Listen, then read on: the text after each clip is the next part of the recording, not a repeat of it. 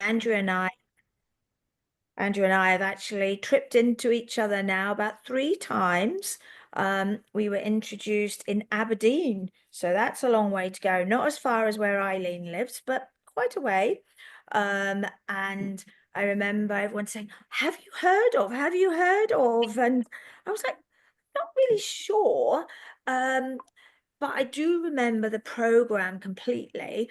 And then when I started to actually think about it, then I realized, and I was like, aha, this is going to be such a cool evening. So we did a little style thing together in Aberdeen. Yeah. And it was so nice, wasn't it? With Bloom, which is one of the hairdressers that you collaborate with. And then we did the same again in Glasgow. We had another style evening, and some of the ladies from Glasgow came down. Martina was there, and that was lovely. That was Martina showed everyone about colors that night as well with Leslie. And Andrew does this amazing talk. It's really, really inspiring and inspirational, and you'll really learn so much. And I thought one of these days I'm going to get him to talk to one of our lovely VIPs. And then I went and got my hair done with Yes. Andrew's supervision, and I thought to myself, if Andrew says I shouldn't have long hair, then he'll be agreeing with my mum, and I can't have that. But then he said, okay, I can have long hair. So at that point, I thought, right, he's a winner, he's in. Let's see what we can do. And so on that note, Andrew. I think that tells everybody what a fabulous little collaboration we've been having. And more to come. Yes, absolutely. Yes, we've got some good ideas for the summer ladies. So watch this space. So Martina. Hello, welcome, and thank you so much for joining us this evening. We're all really excited to find out all about your career and your secret tips. So, can you just take us back to the start, to where your hairdressing journey started and what inspired you to get into this industry? Okay, thank you, everybody, and it's a pleasure to be here. Thank you for asking me to be here. I've just hot-footed it from the Bloom London salon, so I've been with clients all day today. So it's all a bit tight on schedule, but I got here. So as you can probably tell from my dulcet tones, I'm from Yorkshire originally, and I grew up in a small town called Barnsley, a very working class town. I'm the son, nephew, grandson, great grandson of a generation of miners. And you know, they never experienced one of their boys going into hairdressing as a career. Ooh. But I wasn't particularly academic at school, but the one thing that I was very good at was anything remotely creative and artistic. So woodwork, pottery, metalwork, art, needlecraft, anything that was creative, I loved. And I started out at art school and I was learning how to be a surface pattern designer. So I was actually learning how to design carpets.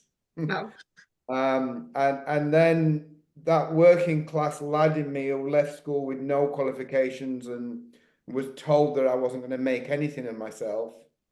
I just had a yearning, really, I think, to get a job rather than be in school and college. And I used to model in a local hairdressing salon. And I just loved the vibe of a hairdressing salon. Everybody seemed happy and smiley.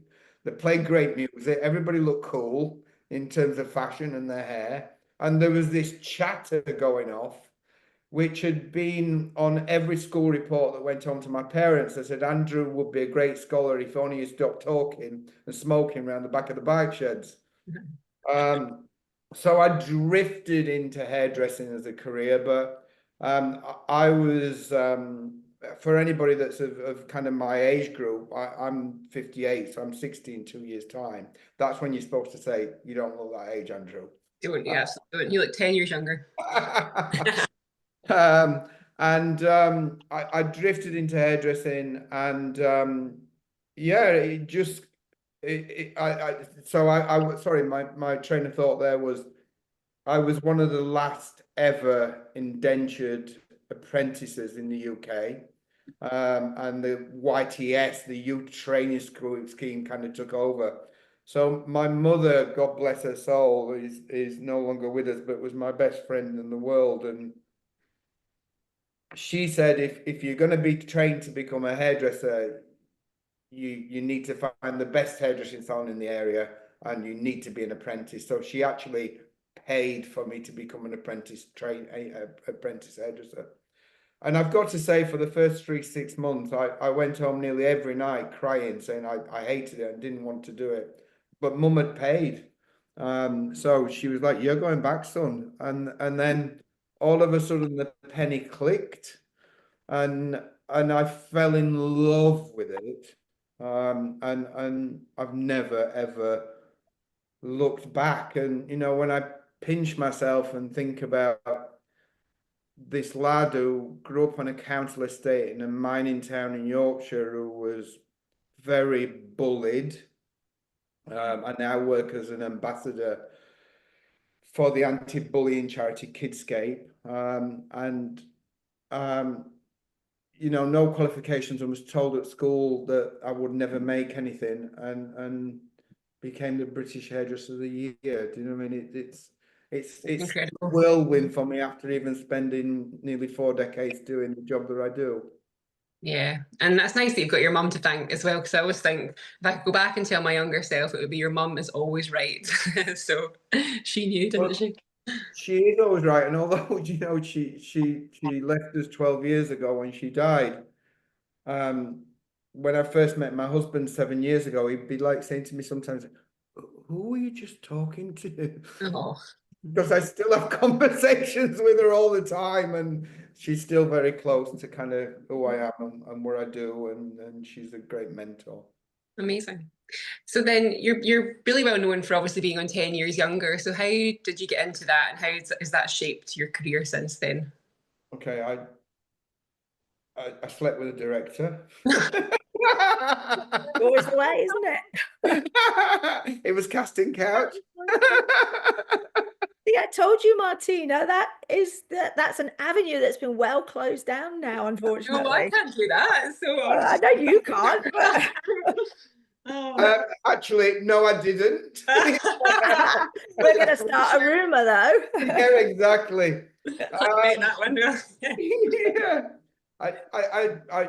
I got an opportunity to do a makeover one day on television. I was asked to do it. And it was actually with that wonderful Scottish woman, Lorraine Kelly.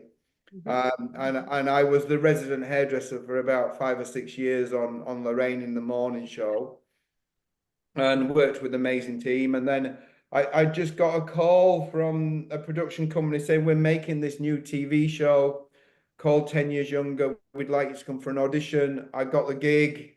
And then, you know, we filmed that amazing makeover show for over 8 years. And at its peak, you know, we were hitting 10 million viewers a week. Yeah. I mean, it was iconic. And I remember watching that growing up, and it was fabulous. It really was totally it different really to what was kind of the first of that genre of kind of makeover shows. And yeah. Nikki Hambleton-Jones, who was the fashion stylist and also the presenter of the show, we're still dear friends. And we're still involved in makeover and kind of that phrase, I suppose, 10 years younger in one way or another. So that's how it started. And it's been the catalyst to lots of other media projects ever since. Oh,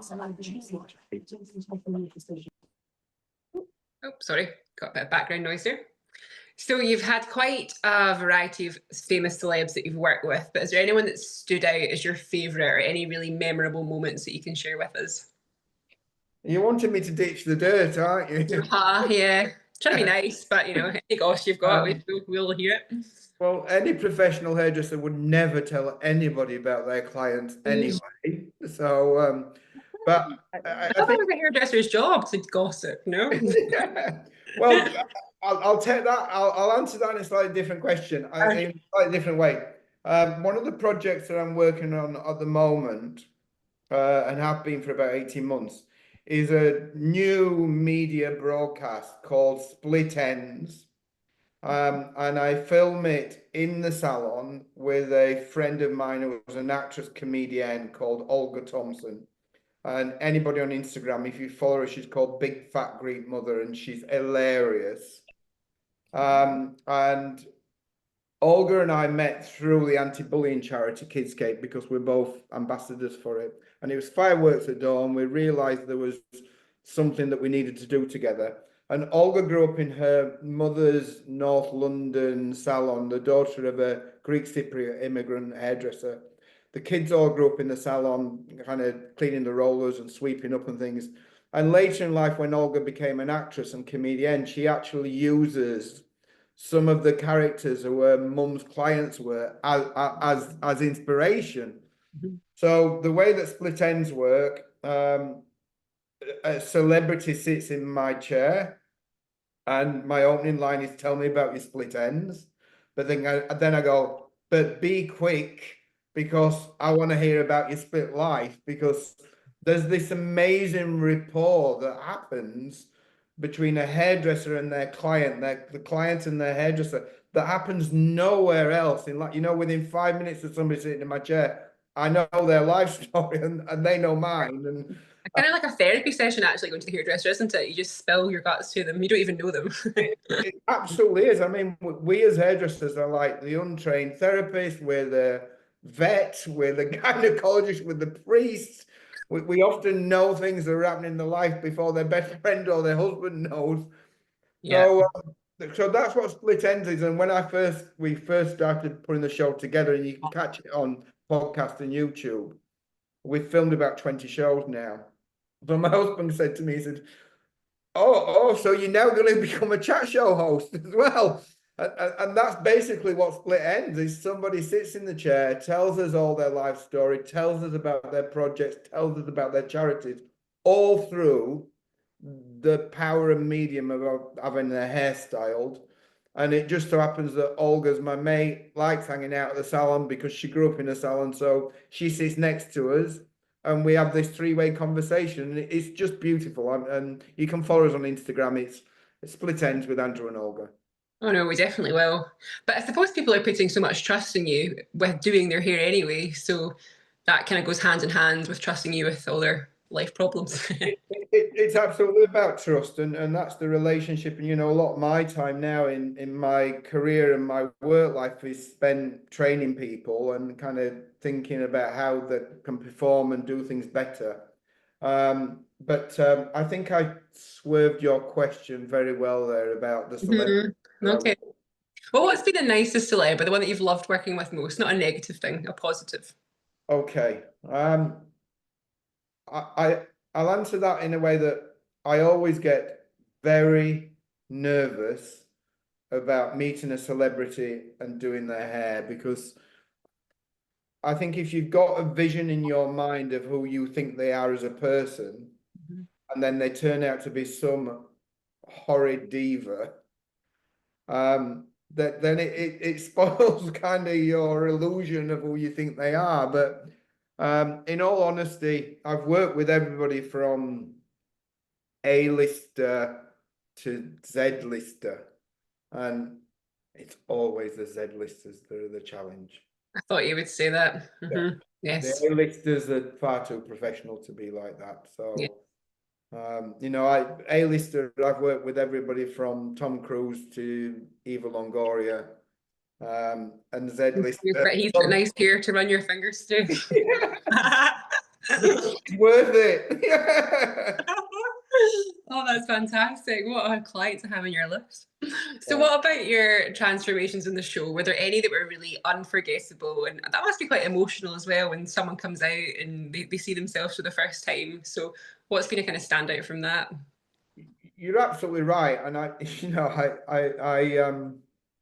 the one thing that I learned quite quickly about that show was, and I'd not realized it before, was the power that a hairdresser has to not only transform how somebody looks, but how they feel about themselves as well.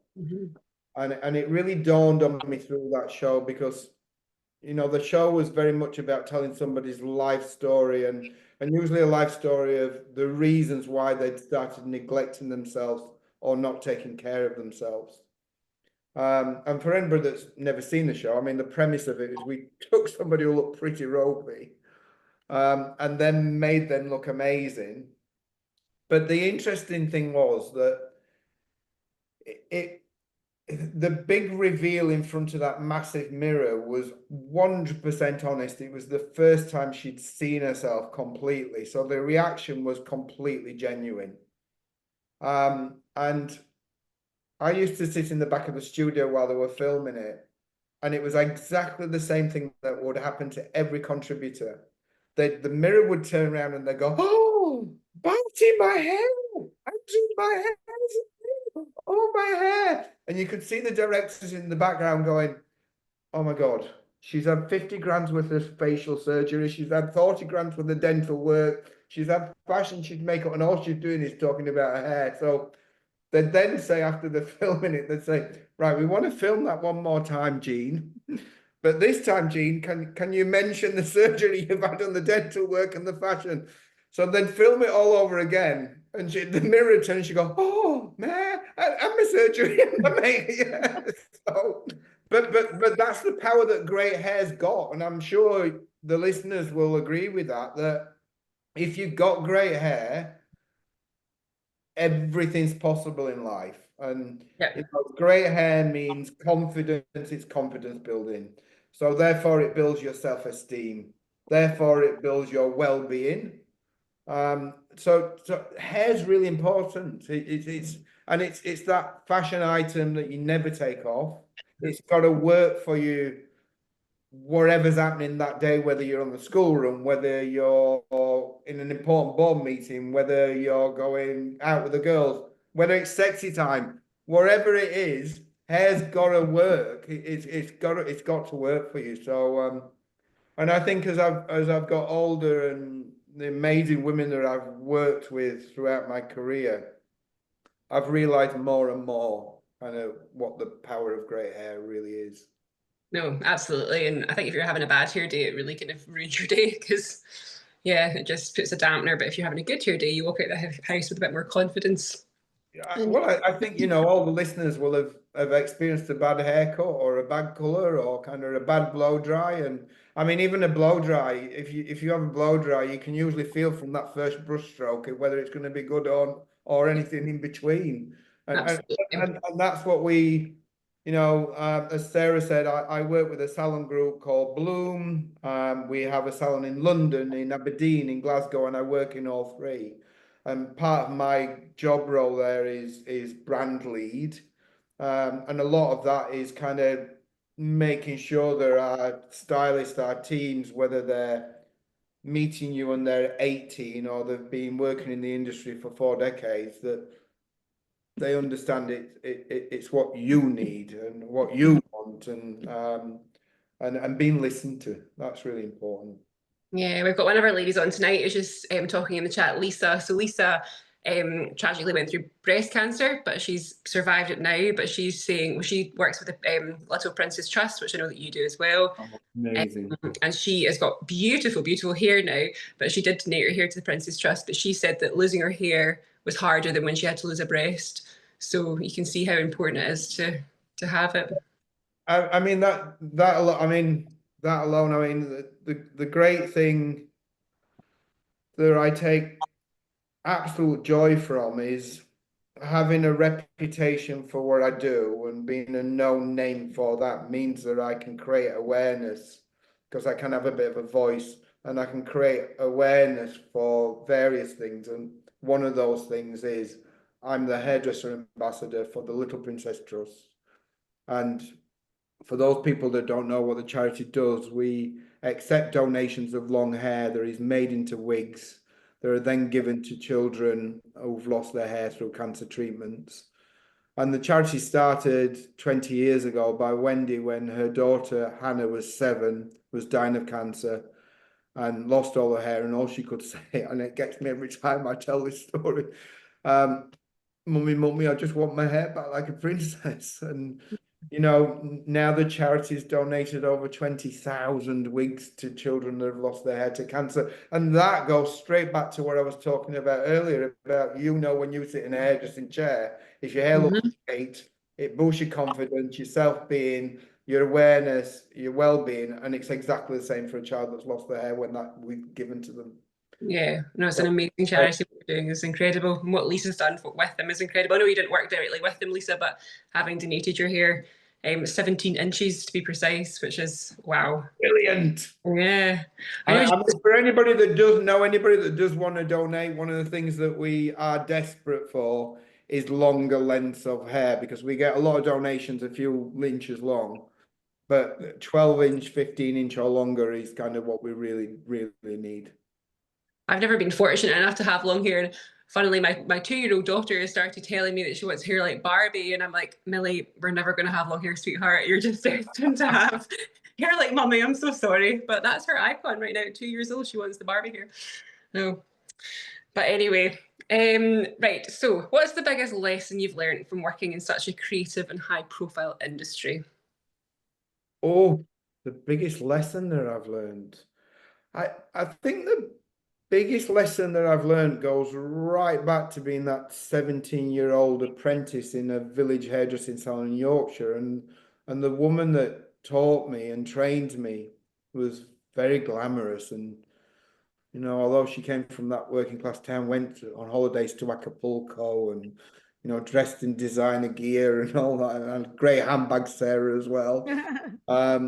But the one thing she taught me, and I didn't really understand it as a 17-year-old kid, she taught me never to accept okay as a standard, because it means it's not. Mm, Uh, so wise words. and and it's become a real guiding light to me kind of throughout my profession and working life, but it's also become a guiding light to me personally as well. And gosh, be careful how I say this, but it's why I got divorced. Makes total sense. Yeah. It was okay, but it was nothing special, and it We only live once, don't you? So you want brilliant. absolutely, and so it is a guiding light, and it, you know, I work very hard for every single penny that I earn, like most people do. So if I eat out, I'm not interested in a bowl of pasta being okay. Mhm. I want it to be better than that, and it's not that I'm elitist in any way at all, but I think it's become a guiding light for me in terms of how I think. No, you're absolutely right. I mean, especially in this day and age, with you need to be careful what you spend your money on, and it is hard-earned money. So I think you're absolutely spot on with that. I think I'll take Yeah. that. Okay, so going back to 10 years younger, were there any behind the scenes moments that you just stand out for you to you that were amazing, or anyone hate their makeover?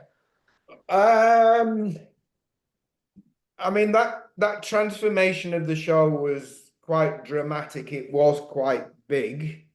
But you know, despite sometimes the producers pushing me and kind of saying do more and cut it short or make it blonde if she's because they wanted the drama. For me, it was all about really connecting with that human being and kind of finding out kind of who she wanted to be in terms of her style and her identity. And Sarah and I have talked about this in kind of presentations that we've done before.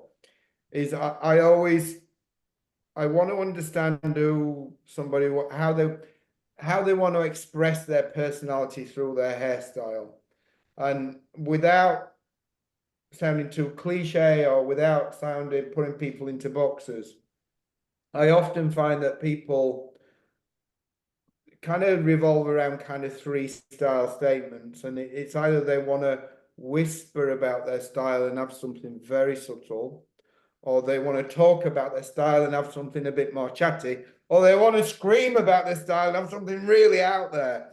And for me, you know, working in the salon, in the Bloom salons in Glasgow, Aberdeen, and London, it's really important for me in a consultation to find out who that person is and what they want to say about their identity through the style, because hairstyle is just that. It's a part of a person's identity.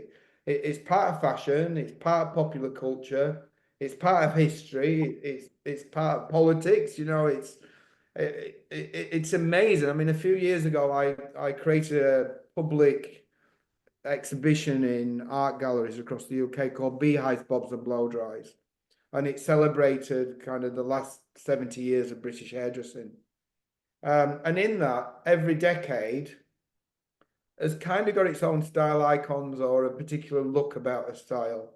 And, you know, celebrity and famous people often use their hair as part of their style statement, as part of their identity. You know, if we think, I remember doing a press interview once and we were talking about Lady Thatcher's hair. And if you look back at that time, her hair morphed into the Queen's hair, but it was just a bigger version of it. And that was done on purpose, do you know what I mean? Because it made her more states lady-like. And you know, people would often say to me, oh, what would you do with the Queen's hair, our former Queen? And I would just say nothing, because it looks like she's wearing a crown when she's not even wearing a crown. Yeah. So did things kind of go wrong on 10 Years Younger? It's not that they went wrong, but sometimes because those makeovers were so dramatic, it was the change that people had to get used to sometimes. Yeah, no, that makes sense. Yeah, it's a lot to take in. Yeah. So what would be your number one bit of hair care advice if you could pick anything? What's the one thing we should all be doing? Okay, I think the number one hair care advice is around understanding and accepting what your hair will do, and not having this kind of ridiculous dream of it being completely different to what your hair texture is, or and it's also managing that expectation about what your hair will do. If you're very low maintenance, there's no point kind of thinking about something that's very groomed. So it's about that. It's about having a hair care regime, absolutely like a skincare regime. You know, a trio in particular of a great shampoo, a great conditioner, and a mask will really add benefits to manageability, shine, and general vitality and health of the hair. You know, a lot of women are scared of things like conditioners because they feel it's going to weigh down their hair. So you just need to look for something light, milky. What a conditioner does, it closes the cuticle scales, making the hair smoother, making it silkier, making it shinier.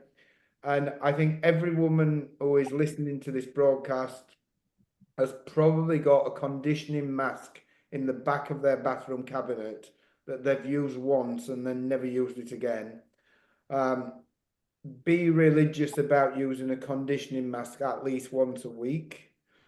Okay. Give yourself that little bit of time to pamper yourself and your hair, and you will get benefits from using a conditioning mask, the same as you get benefits from a mask, a face mask.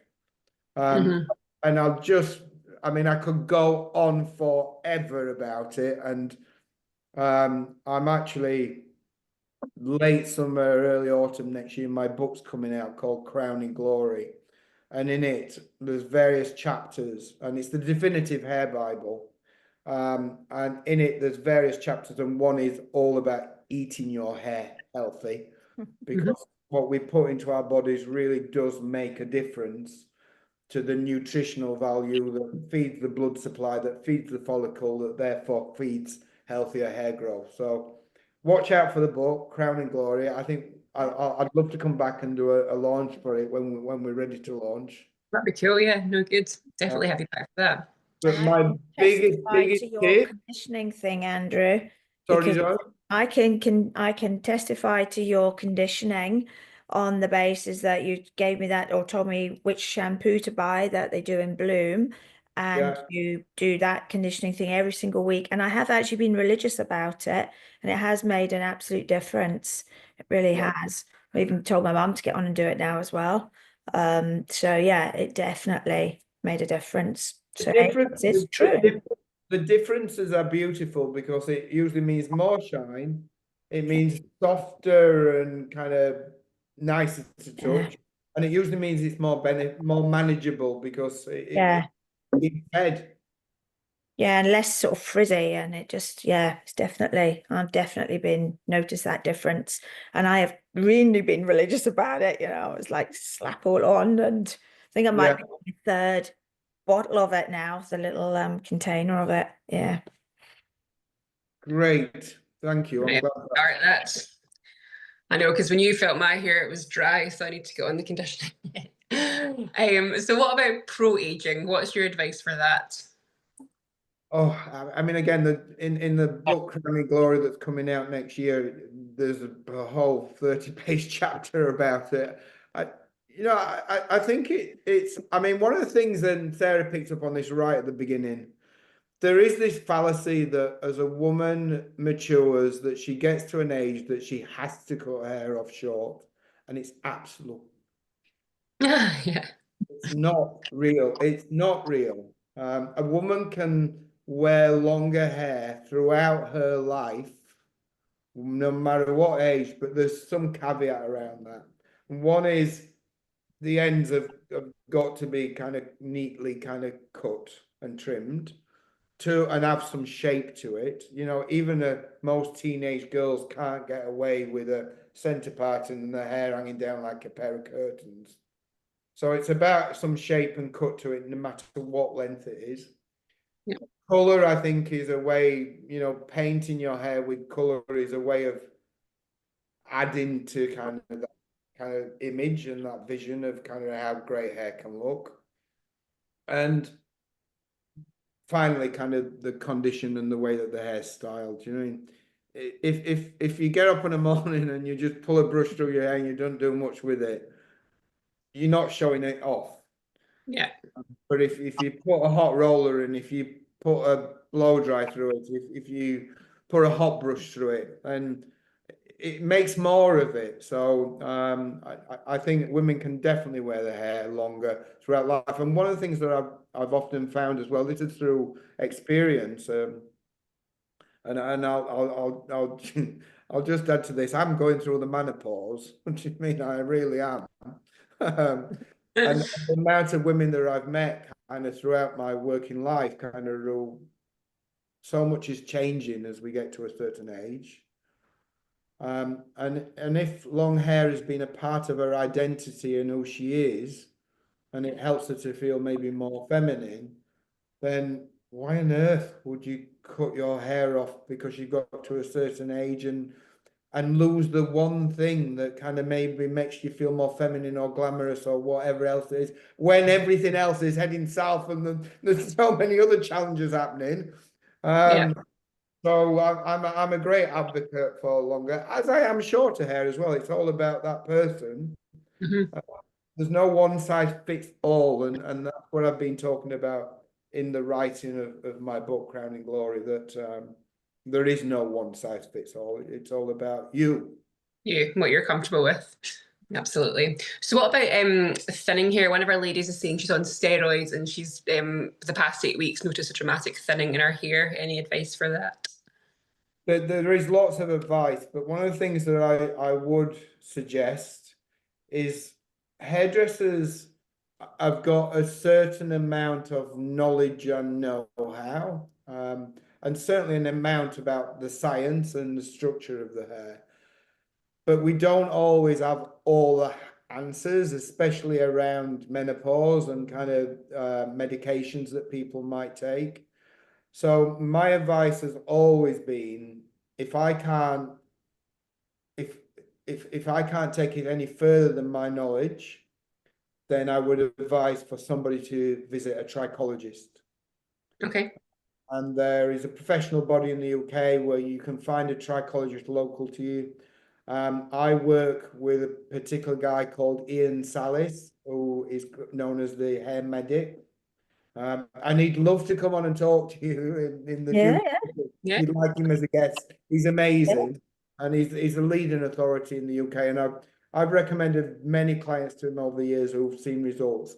However, what I'll add to that is let's forget men's hair. I lost my hair many years ago, but I'm told I've got a good head shape, so I'm told it suits me. And when my husband met me, I got short hair and a beard, and there was pictures of me with longer hair and no beard, and he went, "You wouldn't have had a chance, baby." No. Yeah. But it's that thing of so men's hair one side, it's completely different. But for women, we do know from her mid-30s, the density does start to change, and that continues throughout the rest of her life.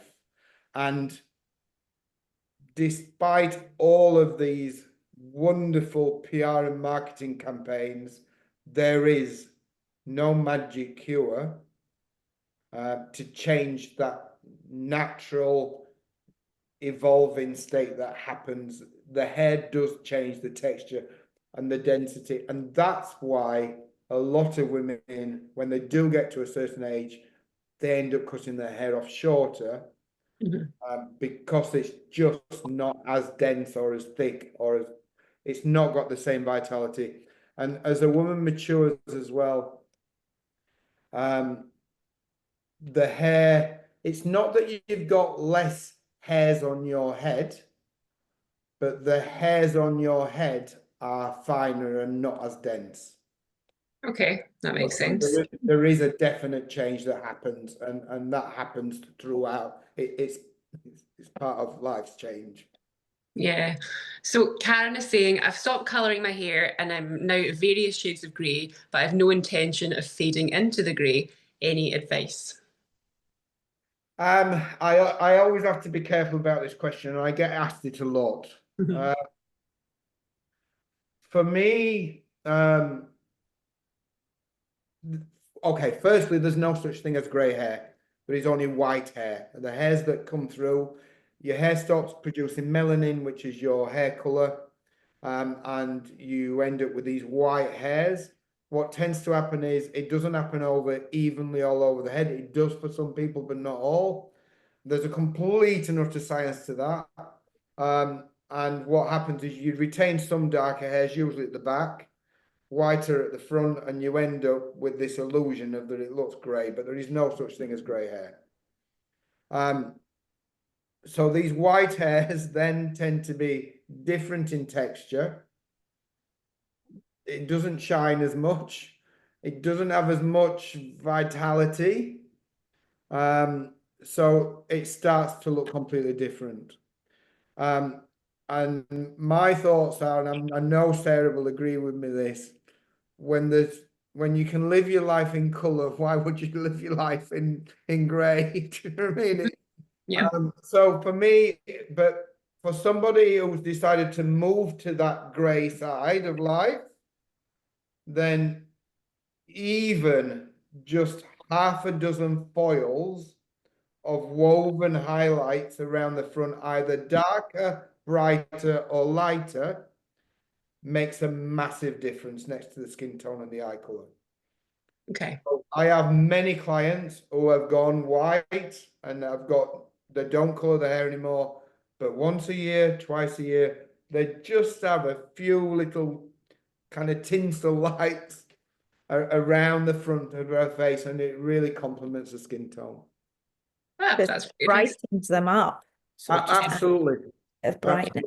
But I would never ever be an advocate of saying if you want to go white, then I would never, don't do it. But there are ways to do it and things that you can do to enhance it. Yeah. So and it is personal choice at the end of the day. And I mean, you touched on something there a bit earlier about kind of people's purses and things like that and the economy, and oh my God, I mean, oh, don't we deserve treats in life? Absolutely do. And that's why we have these beautiful handbags and go to the Yeah. hairdressers. Yep, 100% agree. Do you mean if it's 4 hair colors a year, Yeah. If it's for haircut, that's your investment in your identity, your style, your image. And then more back to what I talked about earlier, boosting your confidence, boosting your self-esteem and your well-being. And, you know, going back to 10 years younger, the majority of women that we saw on that show looked ropey because they'd stopped caring for themselves. They'd stopped taking time for themselves. They'd stopped pampering themselves. And for various reasons, but you know, I mean, I'll just frame that and finish that in just one other way as well, because you can obviously tell I get very passionate about it, and I love talking about the meaning of hair to people. But even if you just spend 2 more minutes washing your hair when you're in the shower, that's time for you. Yeah. And time is the biggest commodity, that it's the biggest gift we can give anybody. Time to listen to them, time to chat to them, time to hear them. And you know, I do a lot of kind of meditation practice and yoga practice, and I make that choice every single day to give myself some time to be grateful for what's around me. And tonight, when we come off this broadcast, I will pour myself a glass of wine. I will sit quietly for a couple of minutes, and I will do a gratitude prayer for thank you for this space, for allowing me to be able to speak to you.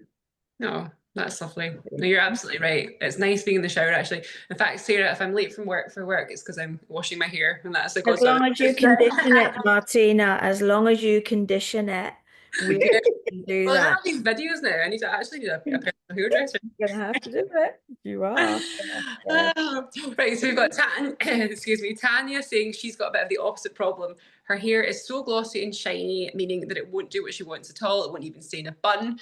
She doesn't use conditioner, didn't even brush it for years, ended up giving up, cutting it short, but she misses long hair. She can't wait for grey hair and coarse hair. So the opposite problem.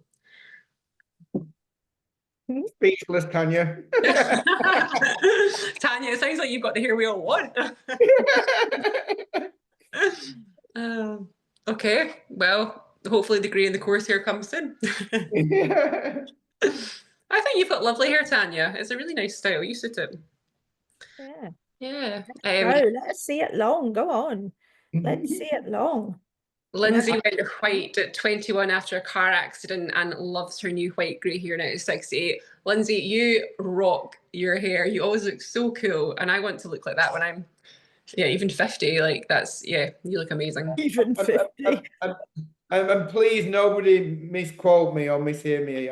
I'm not saying that I would never say to somebody, if you want to go grey, then go grey and kind of embrace it, whatever you want to do.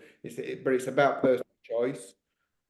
And we've got Lisa asking as well. So Lisa, I mentioned before, who donated her hair before. She's still got a lot of hair, but it's fine. Actually, Lisa, if you can wave, because you've got such lovely long hair, is that still okay to donate? Do you see Lisa on the screen, Andrew? No, I can't. I'll pin her up. Here she is. You see her now? Sure. No, you're confusing me with IT now. No, so don't worry if you can't. Give me a pair of scissors and I'm happy. But yeah, no, she's got gorgeous long hair, but she's saying it's fine. So can she still donate this? Or Oh, absolutely, absolutely. I mean, yeah, absolutely. Yeah. I mean, if anybody's interested in donating for the Little Princess Trust, if you go on their website, you'll kind of see there's lots of information about how you donate. And there's also a video with me kind of making a donation of how it's done and how it's best donated. amazing. Okay, right. I've got a few quick fire questions. I've got 5 of these. Ladies, if you've got any more questions while I do these, pop them in the chat and we will ask Andrew before he leaves. So the one, right, just quick fire. The one hair tool or product you can't live without. Mousse. Mousse, okay. Who would you love to style, celebrity or not, that you haven't already worked with? Oh, I auditioned to do Madonna's hair many years ago and I didn't get the gig, so On the hit list, okay, love it. What is the wildest or most unusual request you've had from a client? Oh, There again, the Obviously, there's gossip. quite a lot. it was okay. I'm not being crude, okay, but it was a celebrity couple, and I was invited to their house to do their hair. They're very well known. Is it the Beckhams? Uh, no, Hairdressers have to keep confidence, Martina. absolutely. Like, And I was invited to their house on Valentine's Day, and I was asked to shave Love Art shapes. you do it. Oh my God. Well, that's Oh, well, that's an interesting request. You're gonna have to tell us who it is, isn't it? Oh, fantastic. Okay. If you weren't a hairdresser, what would you be doing? I waxing. Beautician. I wouldn't. I can't imagine doing anything else for the rest of my life. I mean, it's like funny. I mean, we call it kind of the elite club, and kind of I've got many clients who've been with me for like 20, 30 years, and you know, we've grown older together, and they're aware that I'm coming up 60 in a couple of years' time, and they go, "Oh, you'll never finish. You'll never finish, will you?" And no, I'll never finish. I absolutely love my job of Amazing. looking after people. What's the most common hair mistake people make, and how can they fix it? So on 10 years younger, my biggest tip was always like when somebody looked a bit kind of, I'd go buy a brush. Buy a brush. Oh my gosh. Well, I can testify to that, Martina, can I not? I know. Well, Sarah's I lost keeps my like luggage.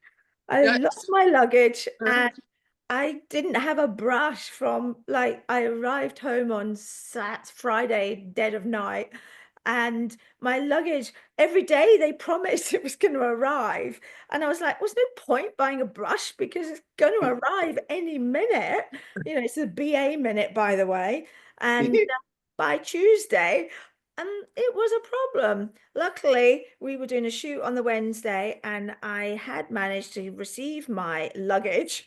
And Martina said to me in the morning, "I'm glad to see you brushed your hair today."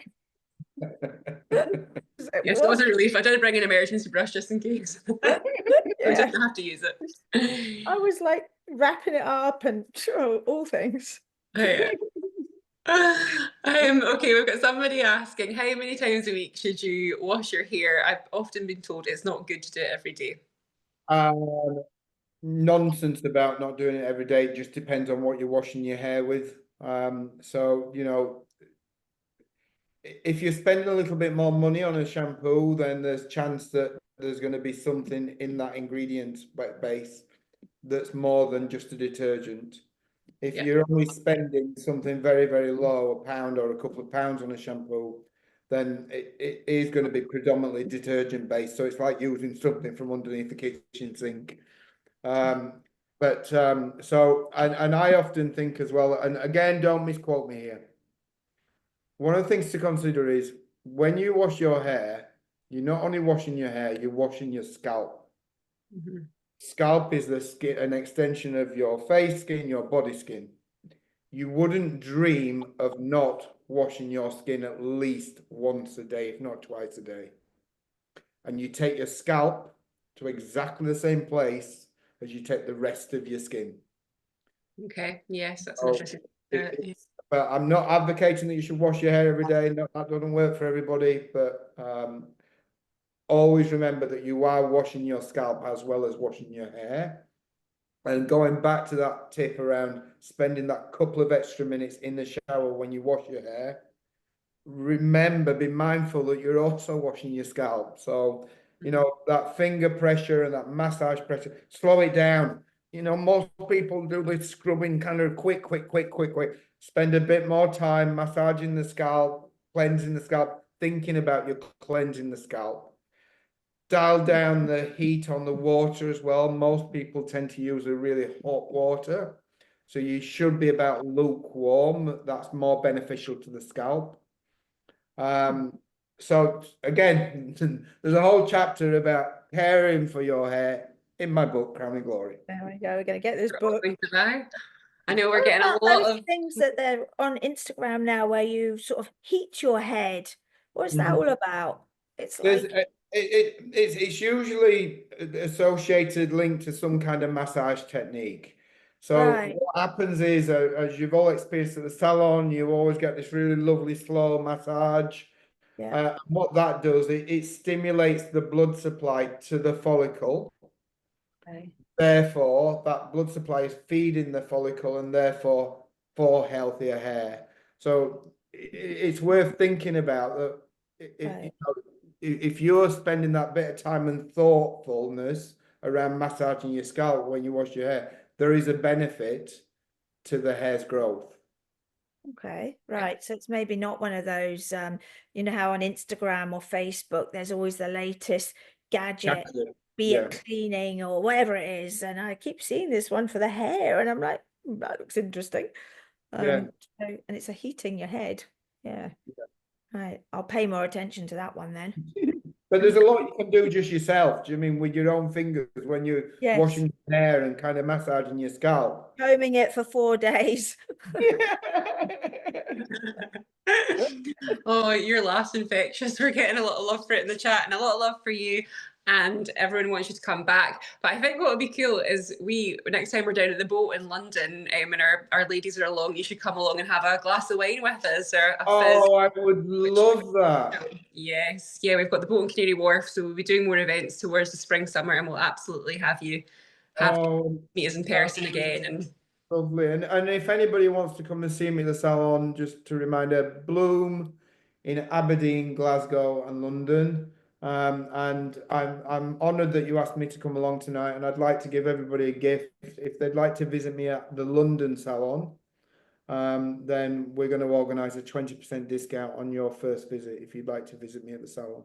amazing. I'm sure Yeah. we'll take you up in that, and we'll follow that up in the group, ladies, to remind you all. Yeah, no, that was great. And I can testify to Andrew's absolute skill for sure. Yeah. Andy Yeah. says I can keep my hair long, so woo, there we go. Yeah, you spent enough time growing it. You're not cutting it now. I know, exactly. Oh, yes, exactly. Yeah, Oh, thank you, Andrew. That was so entertaining. And it yeah, was. the group are knocked out and they are desperately interested in you coming back, so we will sort something out. Oh, thank you. Yeah, and you never know. Don't forget, ladies, our three bags on a boat. So I think we can definitely break the rule, cast iron rule, and actually get a man on it. So I think we should do that. See what Anthea with her amazing hair has got to say. She'll love it. Yeah, that would be Yeah, cool. very Yeah, nice. definitely do that. We'll get that in the diary. That'll be Yeah, fun. for sure. Yeah, no, thank you so much. Really enjoyed chatting to you. you, and the ladies have loved it. So thank you. Thank you, Thank you, everybody. everyone. Thank you. Now go and have that glass of wine and Yes. I relax. will. Well, I'll have a glass of wine and I will kind of do my little gratitude prayer as well. Thank you for having me. Thank Brilliant. you very much, Andrew. Enjoy. Fantastic. See you We'll all see you later. soon. Bye. Bye. Bye. Bye. Bye. Bye. Bye.